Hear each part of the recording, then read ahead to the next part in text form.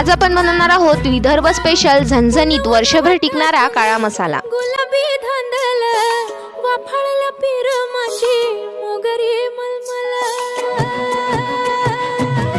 उन वाटातून गुलाबी धांदले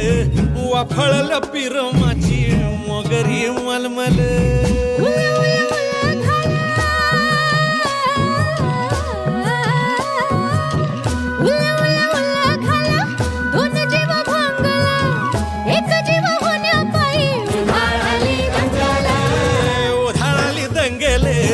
जीव घेणी दंगेले वाफाळल्या पिरमाची मोगरी मलमल